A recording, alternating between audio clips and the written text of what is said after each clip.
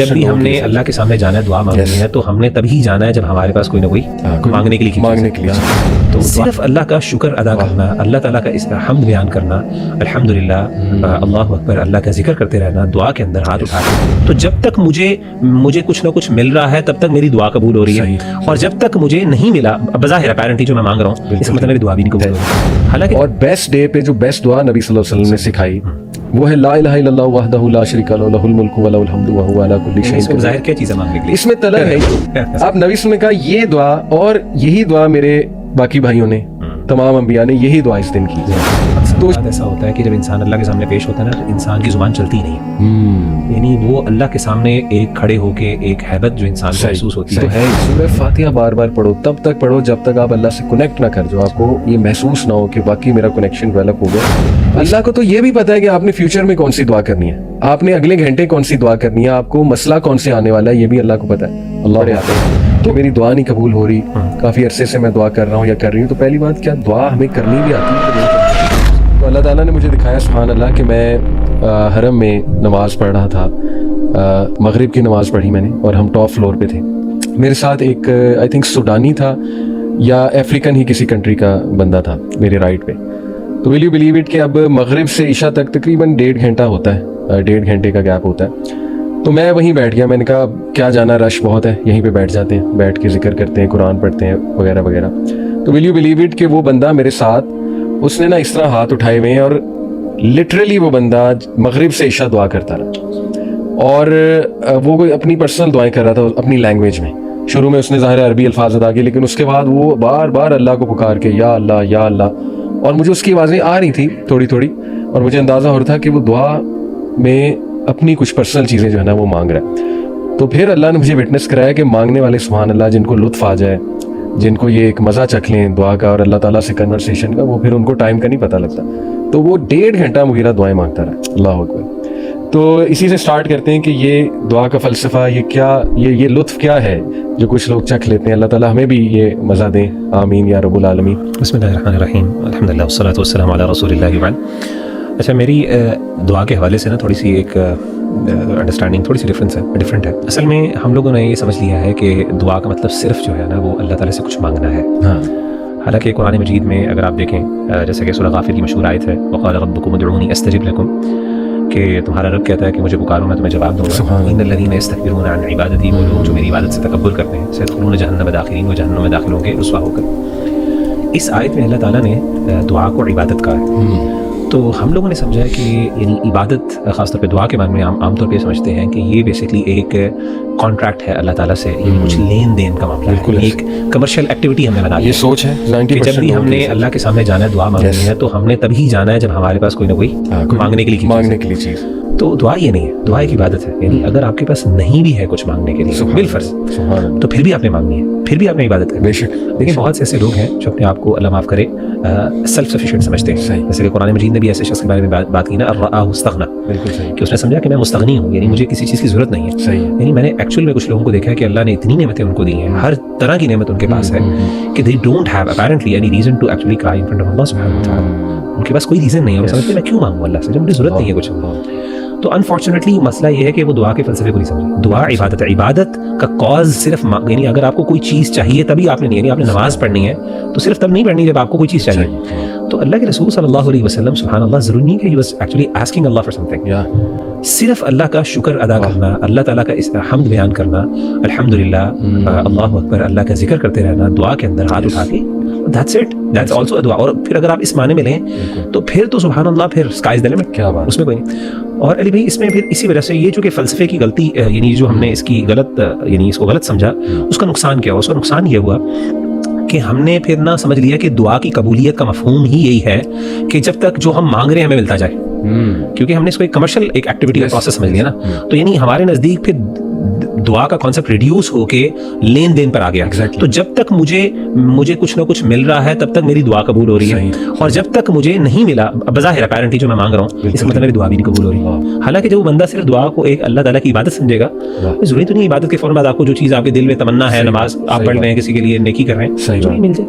میں نے عرفات والے دن بھی مغیرہ دیکھا کہ ماشاءاللہ ایک تو وہاں پہ وہ جگہ ایسی ہے، اور انشاءاللہ اللہ آپ کو بھی لے جائے آپ کو یہ احساس ہوگا وہاں جا کے کہ وہاں پہ نا ایک ہر کوئی لگا ہوتا ہے, اور کچھ لوگوں کا رونا دیکھ کے تو آپ کا ایمان بھی تازہ ہو جاتا ہے کہ جس طرح وہ دعا کر رہے ہوتے ہیں, اور ماشاءاللہ واقعی کئی گھنٹے لوگ ہاتھ ریز کر بھی لیتے ہیں ماشاءاللہ, اور الحمدللہ میں نے بھی ٹرائی کیا. تو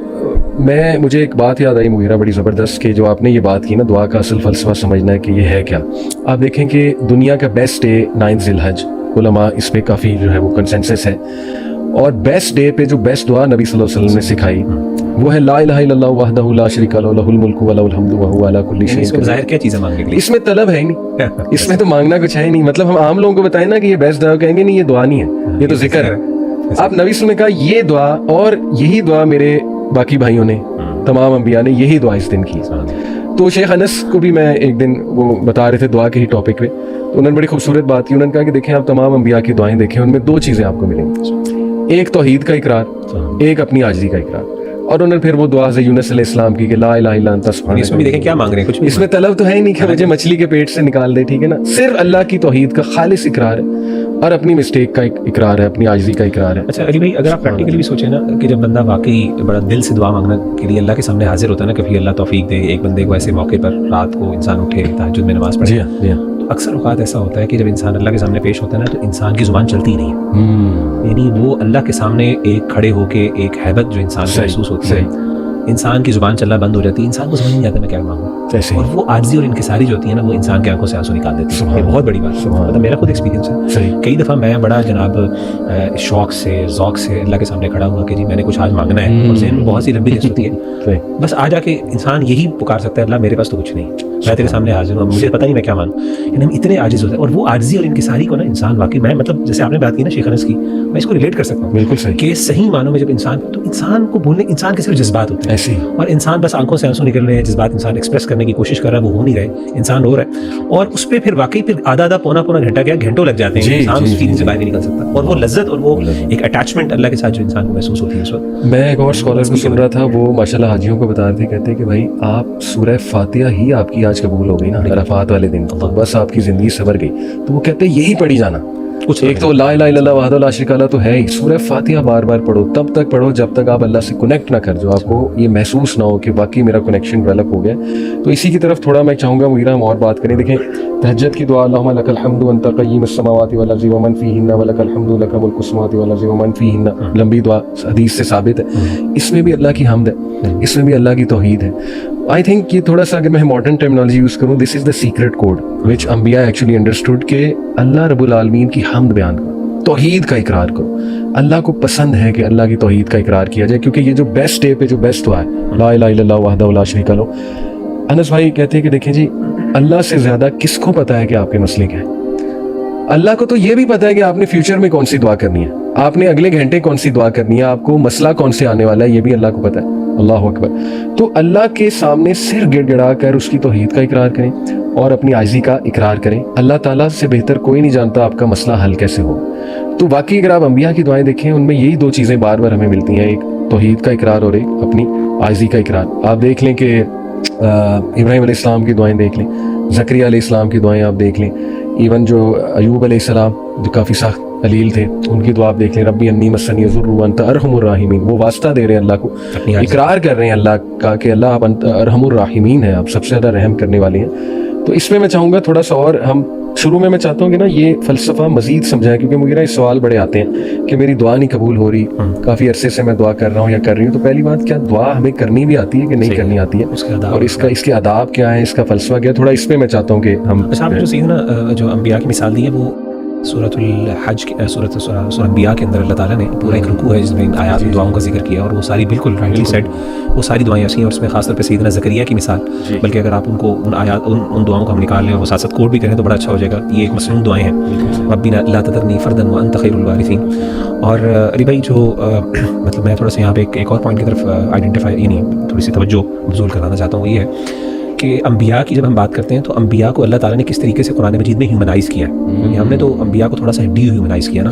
ہم نے سمجھا کہ شاید انبیاء اس دنیا کی مخلوق ہی نہیں تھے, ان کے مسئلے اور ہمارے مسئلے الگ نہیں تھے. قرآن مجید کے اندر اگر آپ انبیاء کی دعاؤں کو اکٹھا کریں تو آپ کو ان کی وہ دعائیں ملتی ہیں جو ایک ہر بندے کا مسئلہ ہے, اور آپ کو وہ عاجزی, وہ انکساری, آپ کو وہ ہیلپ لیسنس اللہ کے سامنے, وہ انکیپیسٹیٹیڈ ہے, ایک بندہ عاجز ہو گیا اللہ کے سامنے, وہ ساری آپ کو فیلنگس نظر آتی ہیں ایکسپریس ہوتی ہیں. سیدنا زکریا کی مثال لے لیں, سیدنا زکریا علیہ الصلوۃ والسلام پریشان ہے کس بارے میں کہ اللہ تعالیٰ میرے بعد میرے گھر والوں کا کیا بنے گا.